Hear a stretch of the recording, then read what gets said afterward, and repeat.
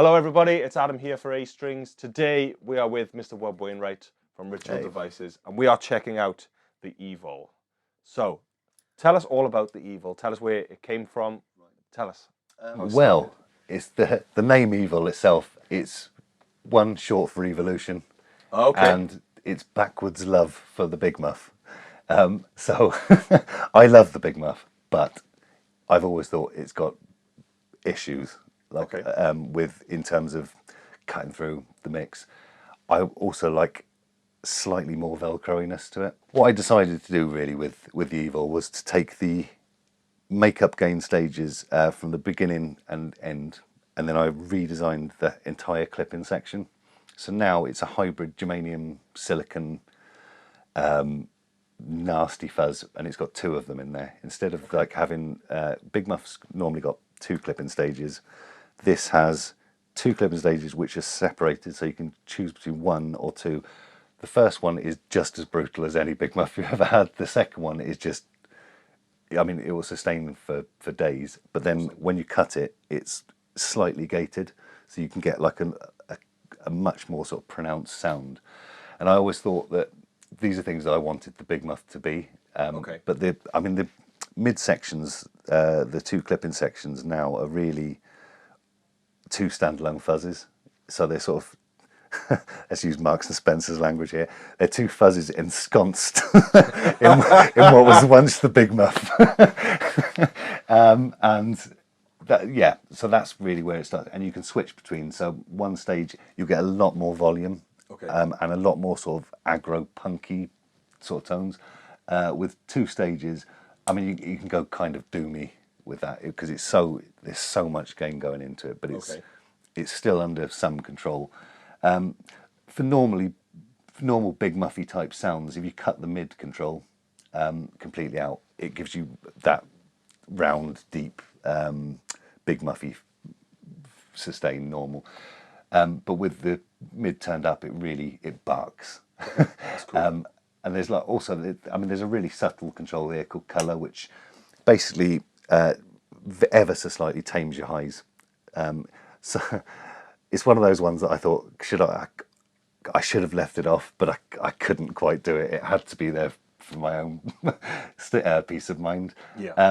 So that, but it can help if you're getting a lot of unwanted feedback and things. If you switch it, then it should cut out some of that top end hiss and things like that. So really, it's basic controls. I mean, really, if you think about it like a Big Muff, even though it's now barely recognisable mainly inside, the volume bleed control is a gain control. So it's like volume, gain, tone. Then you've got your stage switch, like I say, switch between one stage of clipping or two, which we'll see in a minute how different they can be. The colour switch, which, like I say, knocks some of your highs off. And the mid control, which I think every Big Muff in the world should have. I really do think it's one of those things that changes it from a one-dimensional pedal into something that you can access all manner of tones from, and more vintage tones.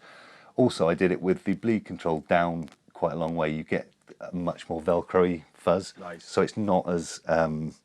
sometimes Big Muff's gain, it hits a point and then it's the same all the way till the end. I've tried to make that a little bit more user-friendly and a bit more accessible for different tones along the way. So yeah, that's the Evol, the evolution of the Big Muff. Awesome. So I think the best thing we can do is to get some sounds. I'll leave you in control of the pedal, so you can kind of find some sounds that you like, that you think that show us what the pedal can do. And we'll start off in if we start off with one stage of clipping. And then we'll switch to two, but using in the sort of standard Big Muff mode, I call it, with the mids down, and then we'll I'll knock up some mids and we'll try some different stuff along the lines. Awesome stuff. And if you want to change anything, just do it. No. This is your baby. That you're in control. My chain for today, as we're doing this, is the Fender American Performer Telecaster. This is the HS, just for some variation. We are going into the pedal, into the Evol, into the AC30S1. This is the single speaker AC30, mic'd up with a 57 and into our recorder as we normally do. So that's it. Let's get going. Let's make some noise. Let's get this kicked down, and yeah, we'll see what we can do.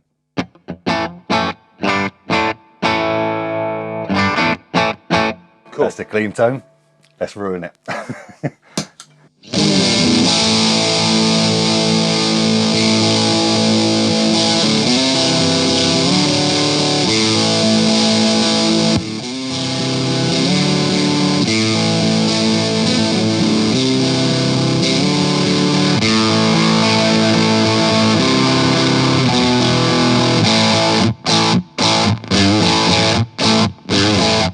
See, it cuts like it's rather. Sometimes a muffle feedback in those quiet bits, and when I say about the Velcro scratchiness, that's what I was hoping. The gatiness is trying to cut that off, so that you can do it if you hold the note, but as soon as you let go, you've got a sort of half gate. Okay, in. Cool. So if I was to sustain a note then, and then stopped it, so like.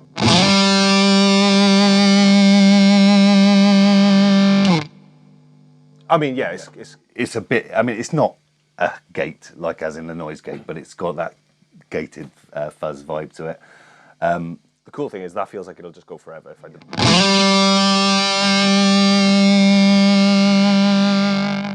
Oh yeah, and then it starts to spit out. And the color switch will alter that slightly as well. So if you flick it, it'll be more of a scratchy fade out when it's switched on. Okay, and then, let's do that.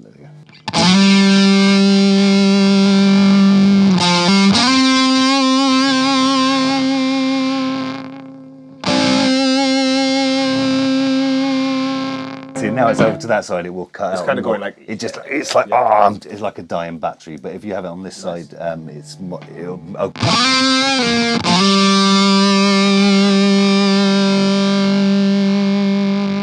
It just gives it a little bit more. Like I said, that's quite a subtle.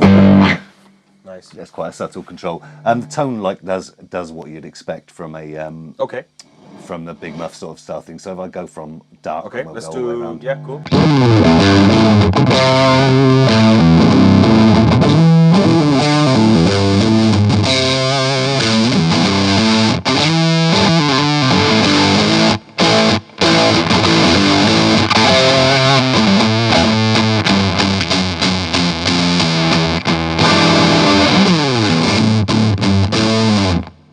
So that's like you can get quite a few different tones in that. With the bleed control all the way down, you can get some much more, some less sort of heavy tones, I suppose. Okay. Especially if you switch the stage mode, which I'll do, but I'll have to alter the volume at the same time. No problem at all. So yeah, we'll try bleed this in 2 stages of clipping on that.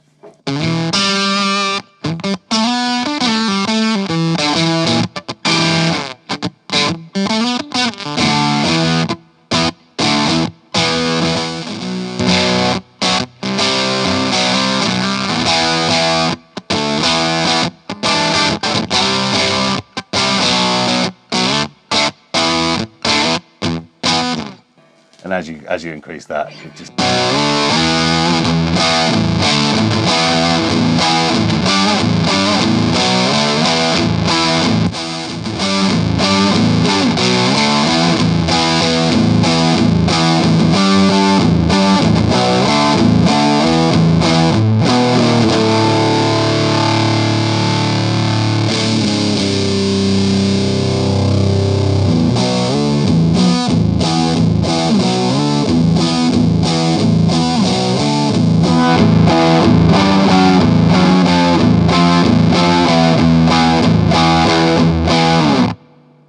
That's cool. Cheers, man. That's super cool.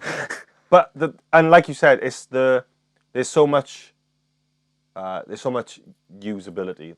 We've made up a word for it, but there's so much usability. You know, or in all the in-betweens, it's not like like you said, with some fuzzes you are limited to. Which is great for something. I mean, sometimes you just want a fuzz you can plug in and it's going to do its thing. Yeah, exactly. And sometimes you just like these bigger ones. That and the Grimalkin are both tweaking. They're there to be tweaked and to get the tone that you want out of it. I mean, like I say, it can do the big muffy type things, but it has got its own character now. I think it's definitely got a nasty little spirit of its own. Yeah. So, what would you say would be your kind of favourite setting? My favourite settings probably is, I mean, I'm old school, so it'd probably be around slightly below halfway on the tone. Bleed around just before 3. I like stage 2. Okay. Like with, I like the heaviness of it. Although I used to be in punk bands when I was younger, there's something about that deep punch that you get with that sort of thing. Yeah. So probably somewhere like that's probably around where I'd like it most, which is fairly standard. It's not as exciting as it could be. No.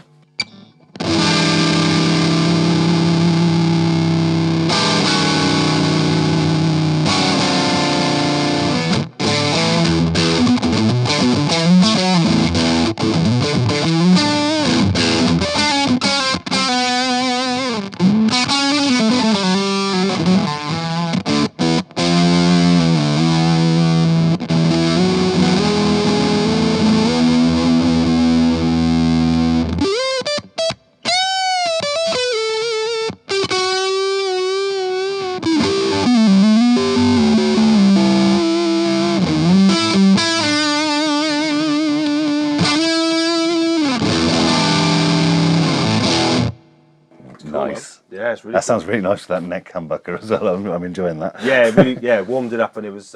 Yeah, I mean, and that's what it really is there. I mean, it hopefully still gives you an essence of the guitar you're playing as well, which is what everyone, well, unless you buy certain pedals, what you kind of want your guitar to shine through, rather than, it just being a generic. You plug a Les Paul in, it'll sound the same as a Telly. Yeah. You'll definitely hear that you're playing through a Les Paul, rather than another guitar or something like that. Yeah. It's picked up on the Telly's nastiness as well. Yeah. Which is nice. That's really cool. Cool, nice one. So yeah, as far as as controls go, that's fairly much it, and it's got an etched. I call this one my Victorian tiling. Yeah. And this was the first. I'd say the first major project that I designed from scratch. So I basically ripped the big muff apart and thought, I'm going to rebuild this, but in a different way, with germanium and silicon diodes. So you get that, which is another reason you get the scratchiness. It's that germanium, because what I'm doing is running a silicon diode into a germanium diode for each stage, where you'd normally have one transistor in a big muff. Yeah. You've got 2 playing off against each other in a sort of push-pull type thing. Yeah, it's nasty. Yeah, super cool. So that is Ritual Devices Evol. It's available here at A-Strings on our website, astrings.co.uk. It's also available over with Wub at ritualdevices.co.uk. If we wanted to order one of these, Yep. We're in production. We're good to go. Yep, all good to go. I've got stock at the moment, so Amazing they're stuff. all ready to go. And yeah, buy them from A-Strings. He said it. I mean, I'm not going to be the one to sell. So that is it. You can check these out on the website. If you don't know us by now, we are A-Strings. We're a music shop in South Wales in the UK. astrings.co.uk is our website. A-Strings Guitar Specialists on Facebook. At A-Strings UK Instagram. Check out Wub and Ritual Devices at his website. It's ritualdevices.co.uk. And that's it. I've been Adam. This is Mr. Wub. And we will see you very, very soon. Bye-bye. Bye.